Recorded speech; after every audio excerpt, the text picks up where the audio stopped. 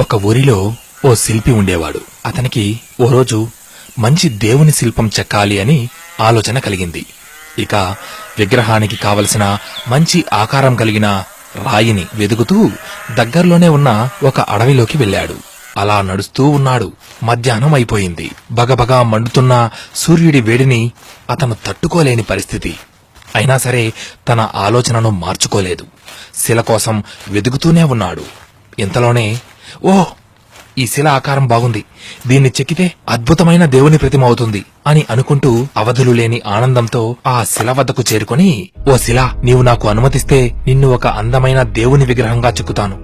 అప్పుడు నువ్వు దైవం రూపంలో అందరి చేత పూజలందుకుంటావు. నీ కీర్తి ప్రతిష్టలు కూడా పెరుగుతాయి. నీ జీవితమే మారిపోతుందనుకో అన్నాడు. అతని మాటలకు ఆశ్చర్యపోయిన ఆ రాయి, ఏంటి, నన్ను విగ్రహంగా మార్చేస్తావా? నేను ఎందుకు పనికిరాని రాయిని, ఒక మామూలు రాయిని నన్నెలా దైవంగా మార్చగలవు అని ప్రశ్నించింది.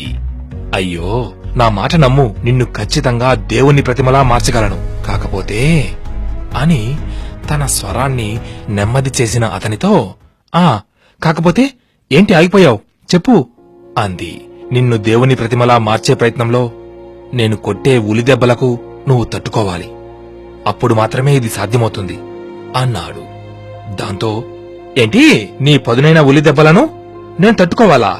ఓహో అయ్యా, నాకు ఈ పూజలు పునస్కారాలు అవసరం లేదు, తమరు వెళ్ళవచ్చు అని ఆ శిల మొఖం తిప్పుకుంది. ఆ శిల్పి మరో మాట చెప్పి ఒప్పించే ప్రయత్నం చేసినా ఆ శిల మాత్రం, అయ్యా నీకో నమస్కారం, నన్నిలా వదిలిపెట్టు, నీ మాటలు నేనిక వినదలుచుకోలేదు అని నిర్మోహమాటంగా చెప్పేసింది. ఇక నిరాశతోనే అక్కడి నుండి ఇంకాస్త ముందుకు వెళ్లిన ఆ శిల్పికి మరొక శిల కనబడింది. ఇంతకుముందు చూసిన శిల కంటే గొప్ప ఆకారం కాదు, కాని పర్వాలేదు అని ఆ శిలకు తన ఉద్దేశాన్ని వివరించాడు.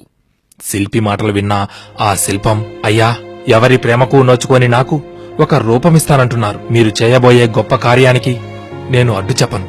మీ ఉలి దెబ్బలను తట్టుకుని నిలబడే శక్తిని నాకివ్వమని ఆ భగవంతుణ్ణి ప్రార్థిస్తాను అంది. ఇక ఆ మాటలకు సంతోషించిన శిల్పి తన చేతికి పనిపెట్టాడు. ఉలి దెబ్బలను తట్టుకుని నిలబడిన ఆ శిల అంతకాలం దేనికి పనికి రాకుండా ప్రకృతిలో ఉన్న ఆ శిల వంపులు తిరిగిన అందమైన దేవుని శిల్పంగా మారిపోయింది. ఇక శిల్పి ఆ శిల్పాన్ని అడవిలోనే అక్కడే ప్రతిష్ఠించి వెళ్లిపోయాడు. అయితే అటువైపుగా తిరిగే బాటసారులు దేవుని రూపంలో ఉన్న ఆ శిల్పాన్ని గమనించి పూజలు ప్రార్థనలు చేయడం మొదలుపెట్టారు. కొన్నాళ్లకే అక్కడ విపరీతమైన రద్దీ ఏర్పడింది. గుడి కూడా నిర్మించేశారు. మరి గుడికి వచ్చిన భక్తులు కొబ్బరికాయలు కొట్టడానికి ఒక రాయి కావలసి వస్తే అక్కడికి కొద్ది దూరంలోనే ఉన్న ఆ రాయిని, అదే ఉలిదెబ్బలకు నే తట్టుకోలేనని జారుకున్న ఆ రాయిని తెచ్చి దాని నెత్తిన నిత్యం కొబ్బరికాయలను కొట్టడం చేశారు.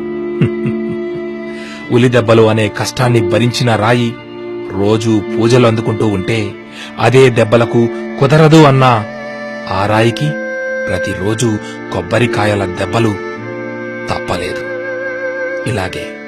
ఇలాగే ఈరోజు కష్టమైనా సరే ఓర్పుతో వ్యవహరించి ముందడుగు వేసేవారికి సంతోషం సొంతమవుతుంది. గుర్తుంచుకో మిత్రమా, ఓర్పు ఎంత కఠినంగా ఉంటుందో దాని ఫలితం అంత అద్భుతంగా ఉంటుంది. ఏమంటావ్?